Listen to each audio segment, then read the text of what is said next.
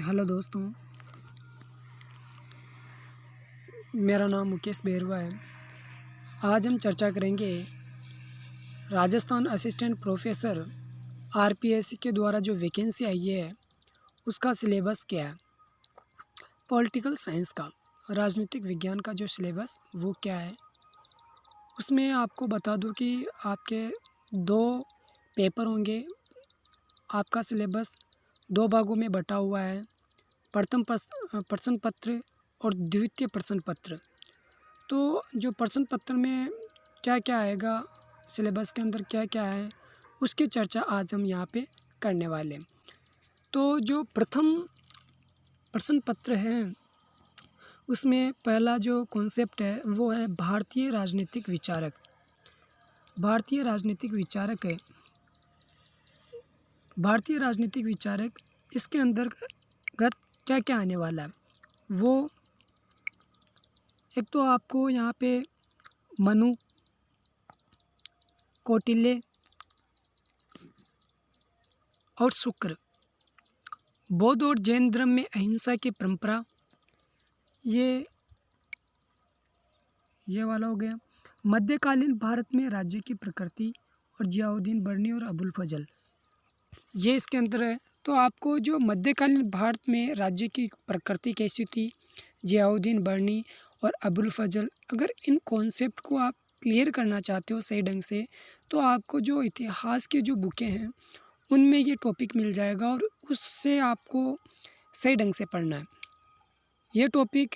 क्योंकि जो मध्यकालीन भारत है वो इतिहास की बुकों में ही सही ढंग से समझाया हुआ होता है। तो आप एक बार प्लीज़ उसमें से देखिए। फिर आता है राजा राम मोहन राय, दयानंद सरस्वती, सर सैयद अहमद खान, अरविंद घोष और ई वी रामास्वामी नायकर, ये आएगा इसमें। फिर आएगा दादा भाई नौरोजी, एम के गांधी, जवाहरलाल नेहरू और बी आर अम्बेडकर।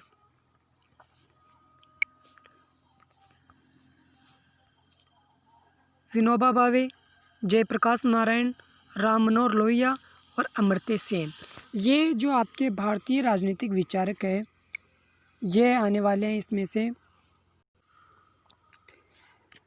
दूसरा जो टॉपिक है आपका वो है राजनीतिक अवधारणाएं और विचारधाराएं। इसके अंदर राज्य के परिप्रेक्ष्य, आदर्शवादी, उदारवादी, मार्क्सवादी, उत्तर उपनिवेशवाद और उपाश्रित सबाल्टर्न, ये इसमें आएगा। संप्रभुता आएगा इसमें, शक्ति, प्राधिकार, वैधता। फिर आ जाएगा इसमें अधिकार, स्वतंत्रता, समानता, न्याय, नागरिकता, लोकतंत्र, शास्त्रीय, उदारवादी और मार्क्सवादी सिद्धांत आ जाएंगे। लोकतंत्र के प्रतिमान कौन कौन से हैं वो आ जाएंगे, प्रतिनिधि, सहभागिता, मूलक, विमर्शी। राजनीतिक विचारधाराएं, इसमें आ जाएगी उदारवाद, मार्क्सवाद, फांसीवाद और पर्यावरणवाद और नारीवाद। आपको सिर्फ वही पढ़ना है जो आपके सिलेबस में हो। आपको फालतू चीज़ें नहीं पढ़नी है, फालतू के चक्कर में आपका सिलेबस कवर नहीं हो पाएगा। तो आपको सिर्फ वही चीज़ें पढ़नी है जो आपके सिलेबस के अंदर है। जो आपका तीसरा पॉइंट है वो है तुलनात्मक सरकारें। अब तुलनात्मक सरकारें आपको उन्हीं देश की पढ़नी है जो आपके सिलेबस के अंतर्गत है। इंग्लैंड, संयुक्त राज्य अमेरिका, फ्रांस, चीन और कनाडा के संवैधानिक ढांचे के विशेष संदर्भ के साथ में आपको तुलना करनी है इन देशों की। तो संविधान के प्रकार, संविधानवाद, सिद्धांत और व्यवहार, सरकार का वर्गीकरण, इसके संदर्भ में आपको लोकतंत्र और अधिनायकवाद,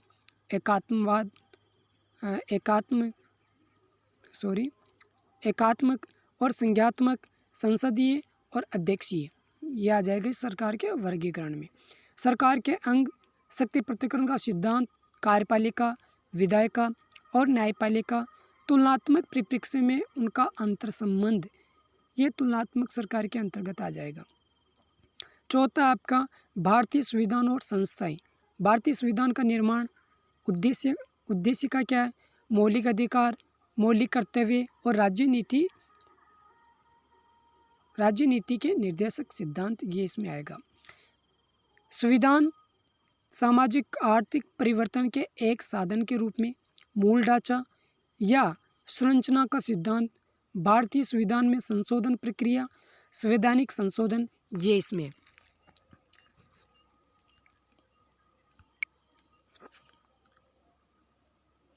भारतीय संघवाद का संवैधानिक ढांचा, केंद्र राज्य संबंध और स्थानीय सरकारें, ये इसमें आएगी। फिर आ जाएगा आपके यहाँ पे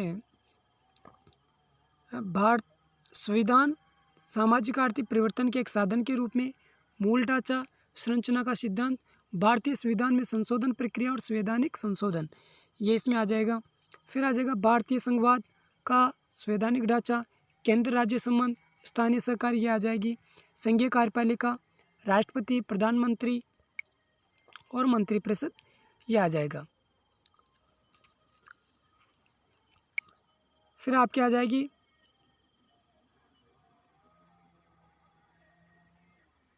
संघीय कार्यपालिका, राष्ट्रपति, प्रधानमंत्री और मंत्रिपरिषद आ जाएंगे इसमें। संसद का गठन, उसकी शक्ति और उसकी भूमिका के बारे में। फिर आ जाएगा न्यायपालिका, उच्चतम न्यायालय, उच्च न्यायालय, न्यायिक पुनरावलोकन, न्यायिक सक्रियता और न्यायिक सुधार, ये आ जाएगा। फिर आपका जो पांचवा पॉइंट है या पांचवी किताब समझ लो इसको, अंतर्राष्ट्रीय संबंध के सिद्धांत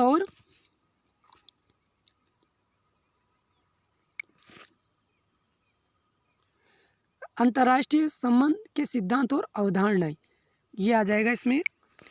सिद्धांत कौन कौन से सिद्धांत है? आदर्शवाद आ जाएगा, यथार्थवाद आ जाएगा, नव यथार्थवाद, व्यवस्था, मार्क्सवादी और प्रक्रियात्मक। उपागम, निर्णय निर्माण, खेल, संचार और सौदेबाजी का उपागम, यह आ जाएगा इसमें। फिर अवधारणाओं में आ जाएगा शक्ति, राष्ट्रीय शक्ति और उसके तत्व, राष्ट्रीय शक्ति और उसके तत्व, राष्ट्रीय हित आ जाएंगे और इसके उपकरण, शक्ति संतुलन, सामूहिक सुरक्षा, ये आएंगे इसमें। फिर आपका अगला पॉइंट है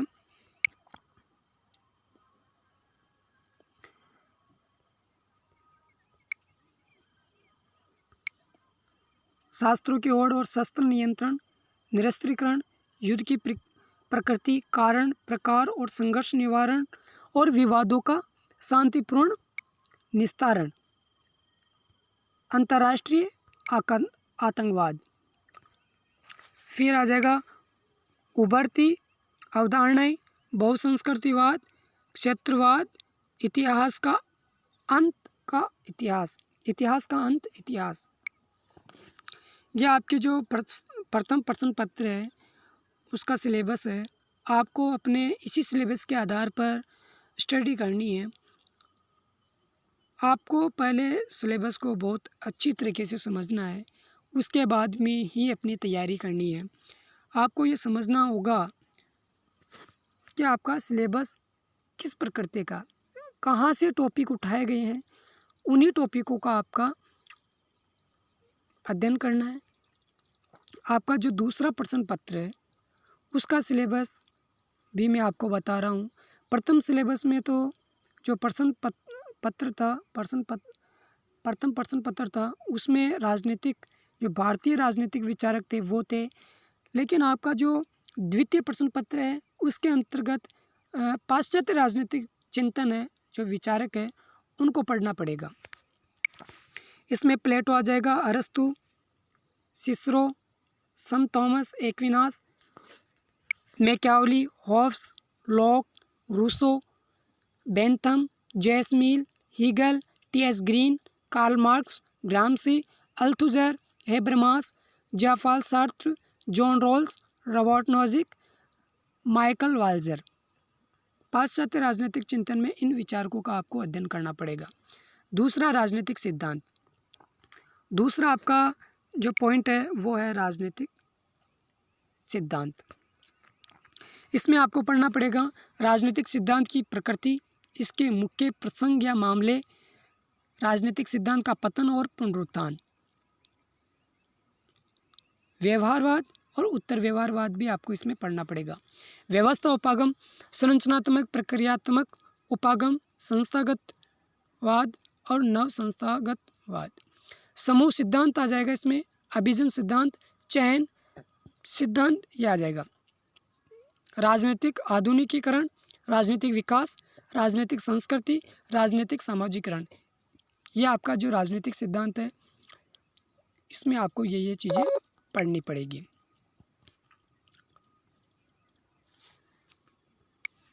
आपका तीसरा है तुलनात्मक राजनीति।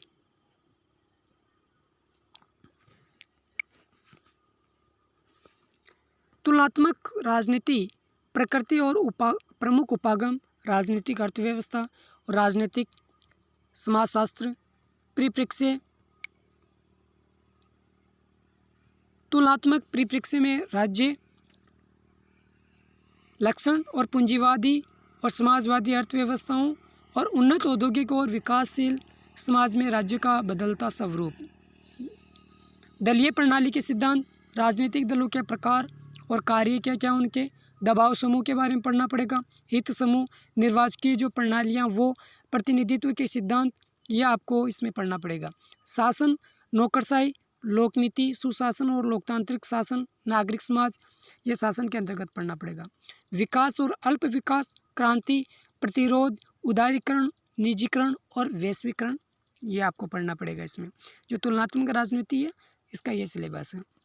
भारत में राजनीतिक प्रक्रियाएं और गत्यात्मक। भारतीय राजनीति की प्रकृति। भारतीय राजनीति में जाति, वर्ग, धर्म, नरजातीयता और लिंग। राष्ट्रीय और क्षेत्रीय राजनीतिक दलों का विचारात्मक और सामाजिक आधार, मतदान, व्यवहार की प्रवृत्तियाँ, निर्वाचकीय सुधार, दबाव समूह, यह आ जाएगा इसमें। राष्ट्रीय निर्माण और एकीकरण की समस्याएं, स्वायत्तता की मांग और अलगाववादी आंदोलन। केंद्र राज्यों के संबंधों में उभरती हुई प्रवृत्तियां, दर्शनमूल लोकतंत्र का विकास और व्यवहार, नागरिक समाज, सामाजिक और राजनीतिक आंदोलन, कृषक आंदोलन, गैर सरकारी संगठन, भ्रष्टाचार विरोधी आंदोलन और विधायन, ये चीज़ें पढ़नी पड़ेगी। राजस्थान का गठन। राजस्थान में राजनीतिक प्रतिस्पर्धा के विभिन्न चरण। राजस्थान में दलीय राजनीति के निर्धारक तत्व। राजस्थान में जनवादी आंदोलन।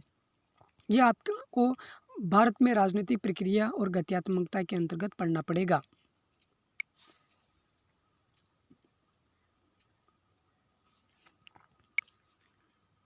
आपका अगला पॉइंट है अंतर्राष्ट्रीय राजनीति और भारतीय विदेश नीति। इसमें महाशक्तियों का उदय, शीत युद्ध और द्विध्रुवीयता, गुटनिरपेक्ष आंदोलन, शीत युद्ध का अंत, विश्व व्यवस्था का पुनः निर्माण, ये इसमें पढ़ना पड़ेगा। संयुक्त राष्ट्र के उद्देश्य, उसकी संरचना, कार्यात्मक स्वरूप, चार्टर का संशोधन, ये आपको इसमें संयुक्त राष्ट्र संघ के अंतर्गत पढ़ना पड़ेगा। क्षेत्रीय उप क्षेत्रीय संगठन, सार्क, आसियान, यूरोपीय संघ, अल्बा, अफ्रीकी संघ, ओपेक और ब्रिक्स, इनके बारे में आपको पढ़ना पड़ेगा। अंतर्राष्ट्रीय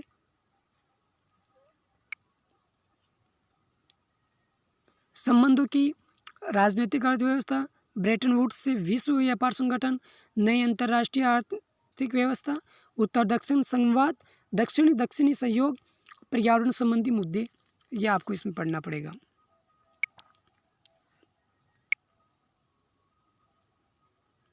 भारत की विदेश नीति, विकास, निर्धारक तत्व, निरंतरता और परिवर्तन। संयुक्त राज्य अमेरिका, रूस, चीन और यूरोपीय संघ के साथ भारत के संबंध, ये आपको पढ़ना पड़ेगा कि जो भारत की जो विदेश नीति है ना, उसके अंतर्गत जितने भी उसके तत्व है, और संयुक्त राज्य अमेरिका के साथ में क्या संबंध है, रूस के साथ में क्या संबंध है, चीन और ये जो यूरोपीय संघ है उनके साथ में भारत के कैसे संबंध है, ये आपको पढ़ना पड़ेगा।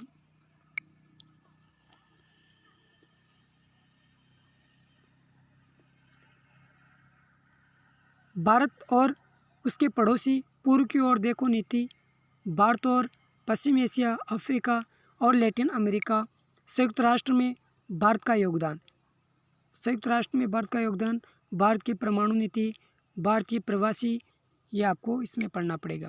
अंतर्राष्ट्रीय राजनीति और भारतीय विदेश नीति के अंतर्गत।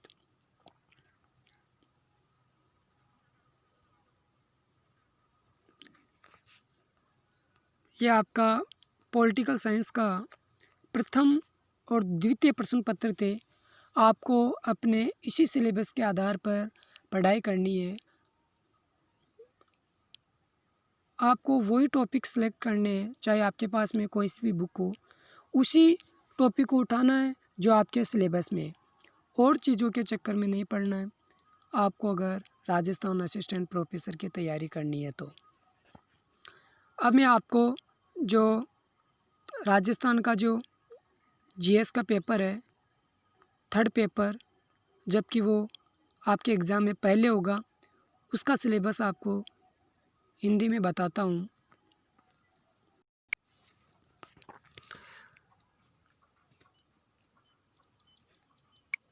राजस्थान का इतिहास, कला, संस्कृति, साहित्य और विरासत, ये वाला टॉपिक आपको पढ़ना पड़ेगा।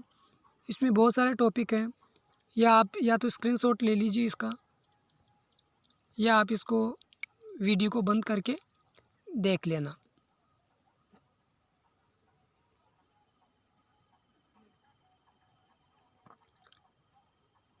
इसमें आएगा एक राजस्थान का भूगोल,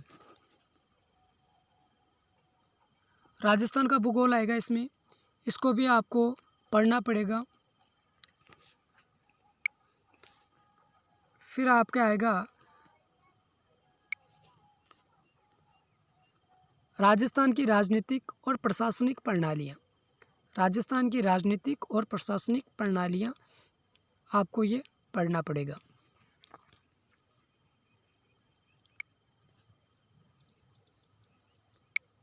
तीसरा आपका आ जाएगा राजस्थान की अर्थव्यवस्था, आपको राजस्थान की अर्थव्यवस्था पढ़ना पड़ेगा। और आपका चौथा आ जाएगा समकालीन घटनाएं, समसामयिक घटनाएं, ये आपको पढ़ना पड़ेगा। इसके अंदर जो राजस्थान में जो भी समकालीन जो घटनाएं घट रही है, जितने भी मुद्दे अभी उठ रहे हैं, उनको आपको आज से ही नवंबर से ही आपको जो करंट अफेयर्स मिले वो आज से ही आप तैयारी करने लग जाए इसकी। और आज के बाद में जितने भी राजस्थान की जो समसामयिक मुद्दे हैं उनको बहुत ही गहनता से आपको पढ़ना पड़ेगा। समाचार, आपको जो अखबार है वो आपको राजस्थान का जो भी राजस्थान पत्रिका या दैनिक भास्कर अच्छा रहेगा, वो पढ़ लीजिए। खेल और क्रीड़ा से जो संबंधित जो समसामयिक घटना है, करंट जीके में जो क्या आ रहा है राजस्थान में, वो आपको पढ़ना है। तो दोस्तों, आपको ये वीडियो कैसा लगा? अगर अच्छा लगा हो तो प्लीज़ सब्सक्राइब कर दीजिए चैनल को, चाहे भले आप लाइक करो या मत करो, लेकिन सब्सक्राइब ज़रूर कर दीजिए, क्योंकि मैं राजस्थान को असिस्टेंट प्रोफेसर के लिए कोई भी विज्ञप्ति या इससे संबंधित कोई भी जानकारी चाहिए तो मैं आपको इस चैनल पर डालता रहता हूँ, तो आप इसको सब्सक्राइब कर दीजिए। Thank you.